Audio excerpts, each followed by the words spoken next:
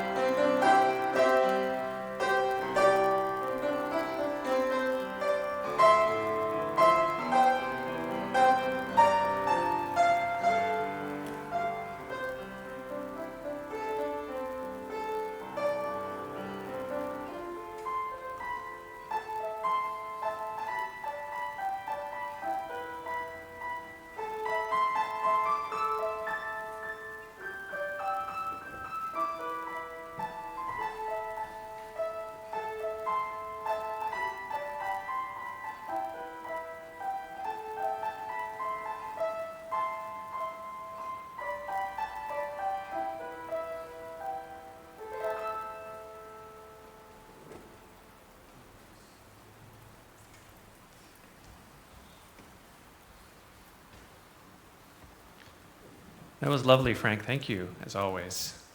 Aloha kakahiaka kako. Good morning, everyone. Welcome to this space, and welcome to everyone joining us on Zoom. You're welcome here just as you are. And I have to say, happy Pride. Happy Pride, everyone.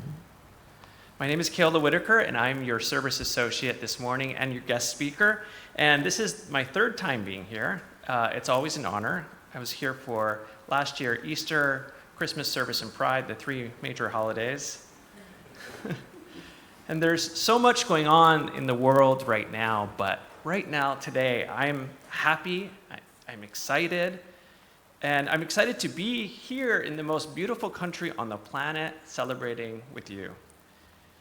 So the opening words this morning come from Sharon Wiley. She says, "We speak so often of brokenness in religious life. Let us speak today of wholeness. You are welcome here, all of you, every part of you, beautiful, just the way you are. Here you do not need to be something more or something less. No holding back, no hiding, no exerting yourself, no trying to do more or be more. You have inherent worth and dignity. Nothing to prove here, nothing to prove to me or the person sitting next to you or anyone. You don't have to try and be witty or more quiet or more outgoing. You're beautiful. Every part of you, beautiful, just the way you are. You do not need to change anything about yourself to be welcome here. Your skin, your hair, your belly, your limbs, your face, all beautiful just the way they are. You are extraordinary. Each and every one of you different from each and beautiful in your own beautiful way. Breathtaking. Let us worship together.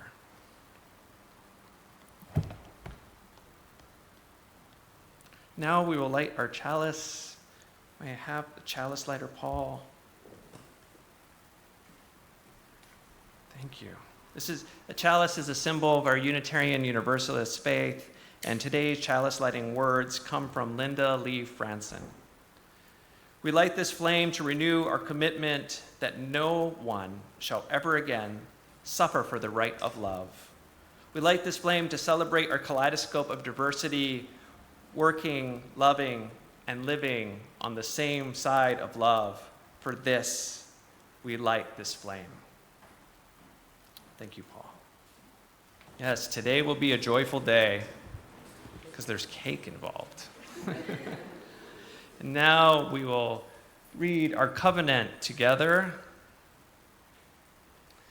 Love is a doctrine of the church, and the quest of truth and sacrament, and service is for prayer, to dwell together in peace, to seek knowledge and freedom, to serve humankind in fellowship, to the end that all souls shall grow in harmony. Thus we covenant with each other and with our God. Now is the time of the service where we pause and hold and honor the very personal joys and concerns of this gathering. I invite you to come to the front, to say your name, light a candle, and briefly share your joy or concern. And if there are people on Zoom that would like to share our joy and concern, please raise your electronic hands and we will call on you as we see you. Please come.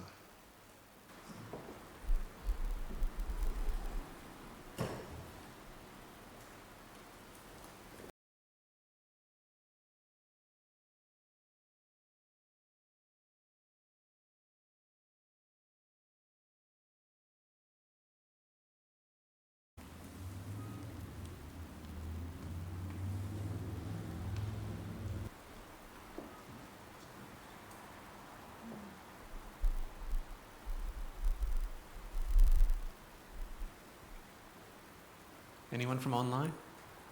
No? Okay. Well, we all hold in our hearts the joys and concerns that have not been spoken. Thank you for sharing.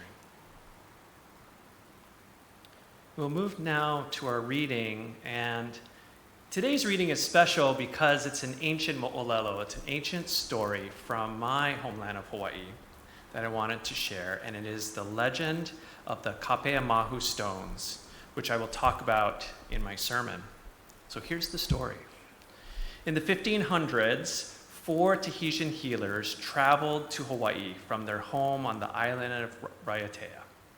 Their names were Kapaemahu, who was the leader of the group, Kapuni, Kinohi, and Kahaloa, and they settled in Waikiki. The healers were mahu, extraordinary individuals of dual male and female mind, heart, and spirit. They're beloved by the people for their gentle ways, and their fame spread as they traveled throughout the islands, administering their miraculous cures. When it was time for them to depart back to Tahiti, they asked that the 2 stones be placed at their residence and 2 at their bathing place in the sea as a permanent reminder of the relief of pain and suffering from their ministrations. 4 huge stones were quarried and transported to Waikiki on the night of Kane. The healers transferred their names and spiritual power to the stones, placing mahu, or genderqueer idols, under each one. Tradition states that the incantations, fasting, and prayers lasted a full cycle of the moon. Then the healers vanished and were seen no more.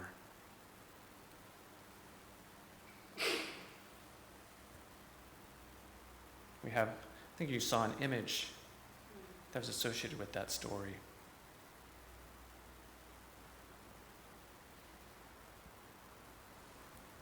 So I'm standing in a church about to preach about LGBT pride. For some of you, that sentence doesn't register as strange. Lucky you. But for queer folks, especially those who grew up with religion, there's a particular feeling that lands in your body when you hear it. Perhaps your chest tightens, or maybe your throat closes up a bit, because more often than not, it's been religious voices telling us we're broken, sinful, not fully human. And I don't mean that metaphorically. I mean lawmakers citing scripture to strip our rights. I mean ministers preaching that people like me are confused at best, abominations at worst. I mean people who claim to speak for God, declaring because how I move through gender, because of who I love, because I refuse to be one thing, I'm somehow less real, less complete, less worthy of dignity. I recently heard a gay minister say of homophobia in the Christian church, there's no hate like Christian love. Some of the loudest voices in my country right now are preaching this gospel of exclusion, and I know you're hearing echoes of that here too. And yet here I am. Here we are in a church about to do something different. And I'm so glad we're here together in solidarity with each other here in this moment, because we are showing the world what love means. And don't underestimate the power of your love and your presence and your openness this morning. And here's what I want to offer you this Pride season. Not a tragedy, not a call to rescue, but an invitation. What if queerness isn't a deficit of humanity, but a curriculum in it? What if trans and gender nonconforming folks aren't asking for tolerance, but are actually offering a lesson of what it means to be fully, complexly, courageously human? Well, this morning, I want to flip the script of a normal Pride Sunday. Today, we'll explore the lessons and teachings we can learn from the LGBTQ plus community. So let's begin our journey. In Hawaii, I grew up hearing the word mahu, but not as an honor, as an insult, a slur. Colonization doesn't just bury people and places, it buries words. It takes what was sacred and makes it profane. So I learned safer words to describe myself, gay or queer, and those words are true, I still use them, but for years, I couldn't use the word mahu because it carried too much poison. Until I actually learned what it meant before colonization twisted it. In Hawaiian culture, mahu are people who embody both male and female elements, and many were also healers, teachers, and keepers of sacred knowledge, as we heard in the mo'olelo. When I could finally hold that word as my own, something unlocked, and I was able to reclaim something that was stolen. But here's the thing, mahu isn't about identity in the Western sense. It's about kuleana, the Hawaiian word for sacred responsibility. To be mahu means you inhabit two worlds at once, and because of that, you actually have work to do. You translate, you heal the gaps, you carry knowledge between worlds that normally speak. And Western LGBTQ language gave me permission to exist, but mahu language gave me a reason to exist, a purpose beyond my own comfort. You just heard the story of the 4 stones on Waikiki Beach, the mahu healers who left their mana as testimony, the stones that testified we healed here, we served, we fulfilled our purpose. And then, here's the part of the story I didn't tell you yet. These stones are still there, but they were buried for many years, literally covered with concrete under a bowling alley that was built on Waikiki Beach. Yeah. They were hidden for decades because colonizers either didn't understand the importance or couldn't handle what they represented. And I want to show you now a photo of those stones.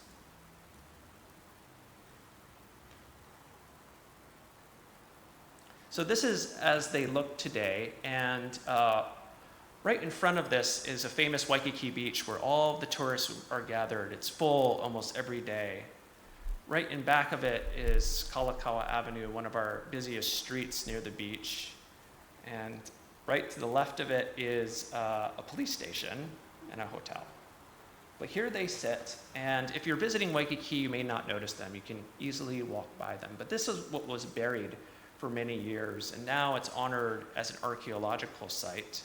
There was a sign there to explain what they were, but until, I believe, last year or maybe 2 years ago, that sign said nothing about the healers being mahu, and that story had to be uncovered. So you can bury something holy, but you can't destroy it. And this is what I want us to sit with today. This is the question I want you to put in your body, not just in your mind. What has been buried that needs to be uncovered? Because queer folks, we've been practicing the art of excavation our whole lives. We know what it means to dig through concrete, and we've learned some things in that digging. Some things the world desperately needs right now. And I want to share some of those lessons with you today. First, we know how to become without permission. Nobody handed us a roadmap for being ourselves. We had to excavate our own truth from beneath layers of, that's not normal, that's not biblical, that's not how things are done. And that's a gift, the capacity to trust your truth when every external voice says otherwise. That's power, that's freedom. That's the skill we all need when the world demands that we're simple. The second lesson is we know how to see ourselves when mirrors lie.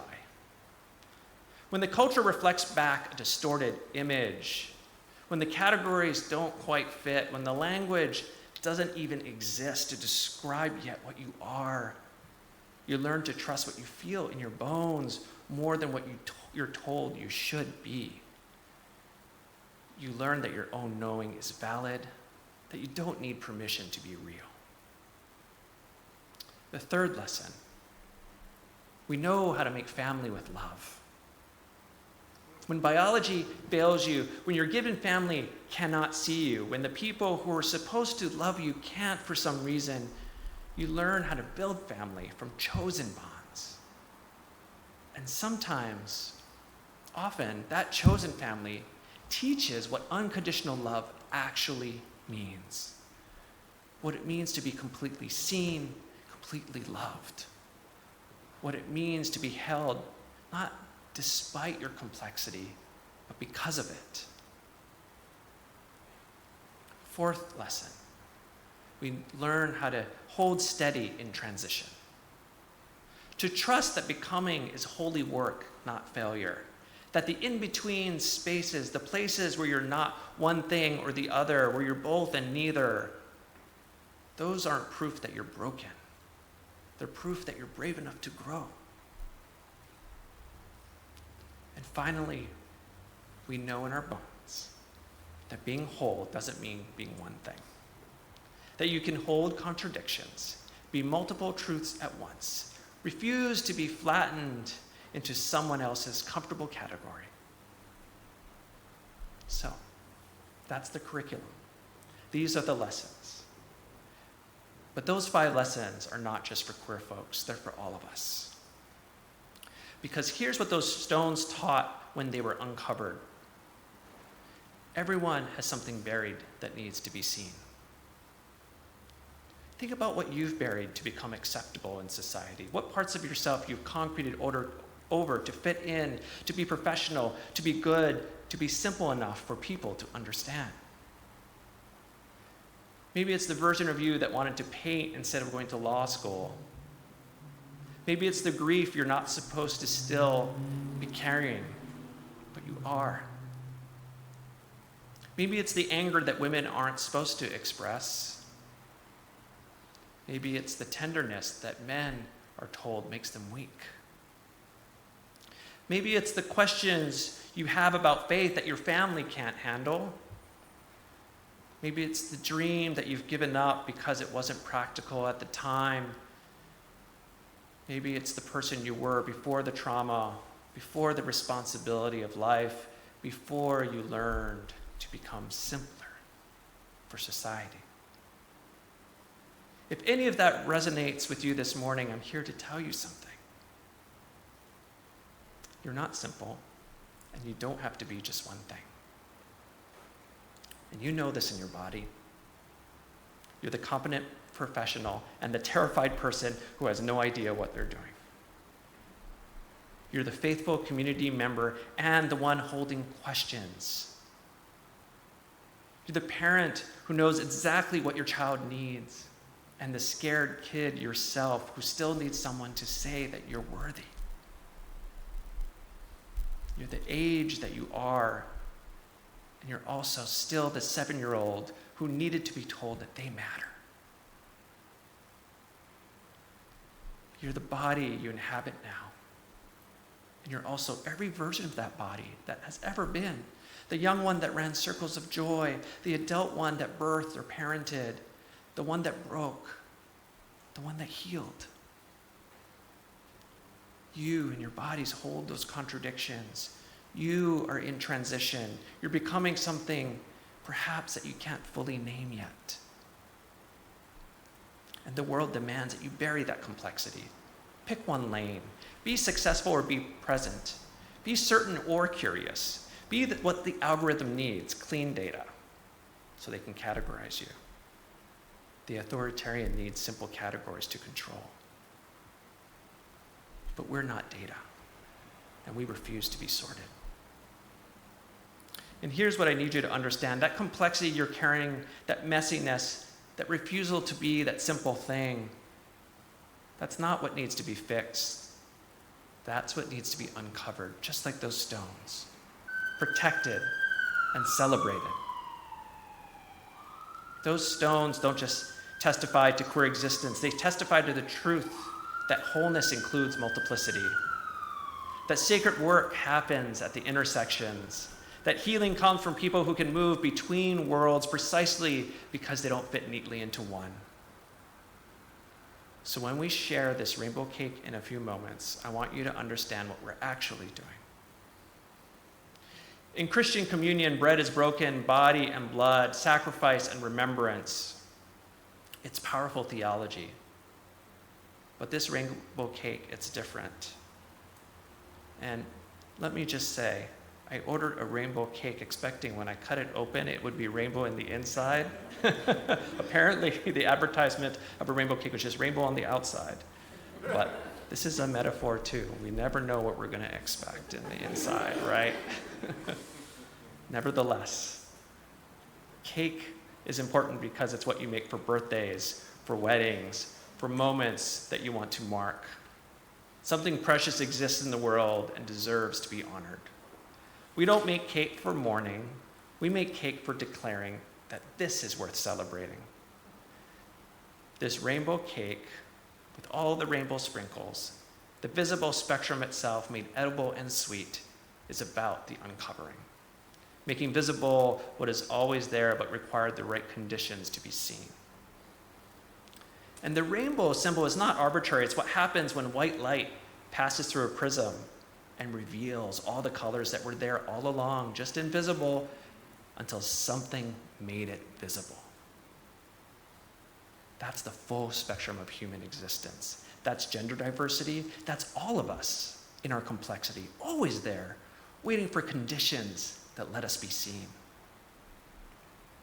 So when you eat this cake this morning, you're not just expressing solidarity with queer folks, you're making physical the pledge with your body that I refuse to participate in the burial, and I commit to the uncovering of you, of others, of myself. You're saying, I see you. I see the full spectrum, and I will not pretend humans are simple. I will not collaborate with the concrete. And you're saying, this existence, our existence, this complex, colorful, refusing to be categorized existence is worth celebrating, not tolerating, not defending, celebrating. Because just like those stones on Waikiki Beach, when we gather and make visible what's been buried, when we refuse to let shame and fear keep truth hidden, when we choose celebration over erasure, something divine shows up. the mana of those ancient healers, the power of every ancestor who insisted on being seen, the Holy Spirit of becoming itself, present, here, in this room, in this cake, in us.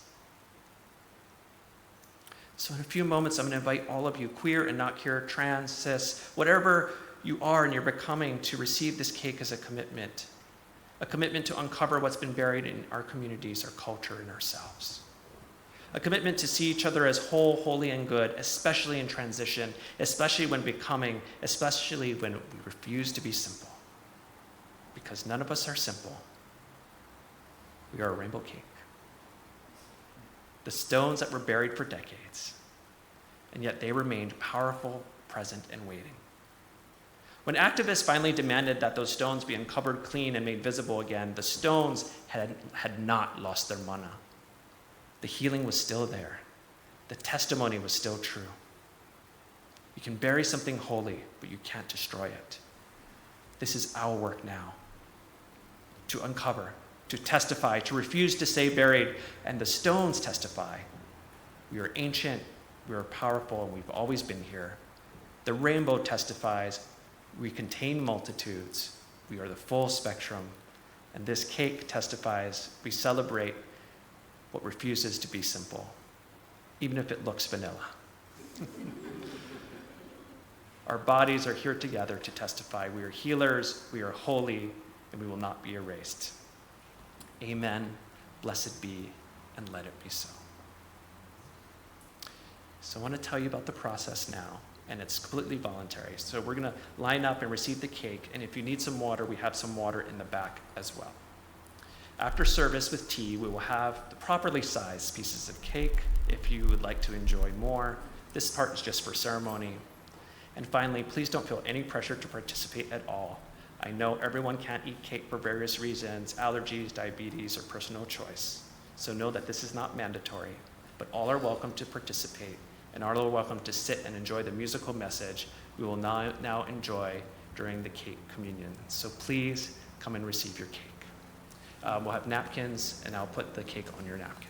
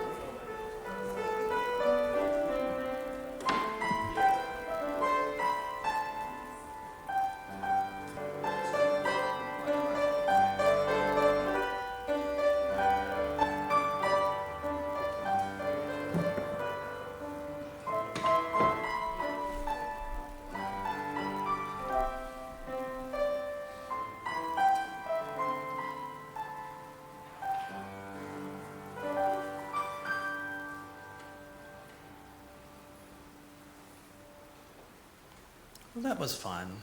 Thank you all for participating. And like I said, there's a lot more cake to go around. I'm sure we'll even have some for you to take home as well.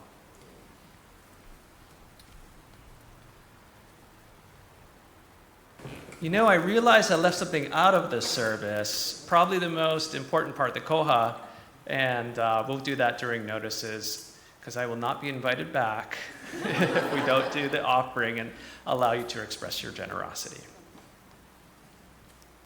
So closing words. May you receive and reflect love everywhere you go, and know in your deepest heart and in every day you matter and you belong. May you hold on to hope and your inner sparkle, even when discouragement and despair beckon.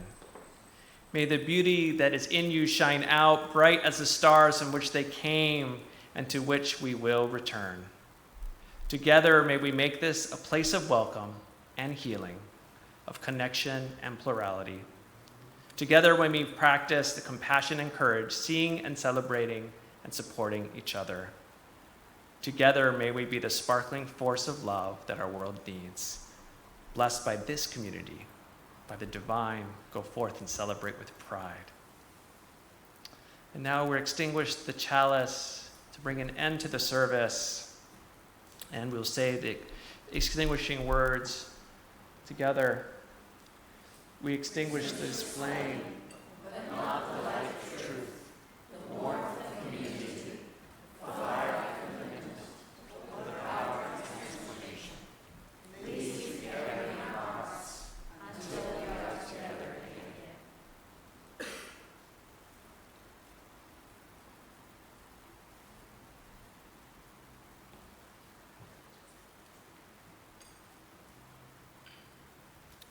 Thank you, Paul.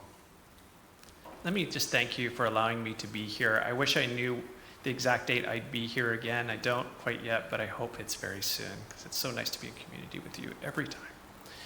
We do have some time for discussion, and that'll give my partner David and I some time to cut up the rest of the cake so that we can enjoy it with tea. So if you're here in the sanctuary, please enjoy the tea as the sacrament for today and enjoy some cake with it. But for now, in the discussion groups, we can discuss the two themes, which is what has been buried and what is your complexity that perhaps you've buried, or what does those themes make you think about? So those are the discussion questions for today, and we'll go ahead and get the cake and tea ready for you while you discuss. Thank you, everyone.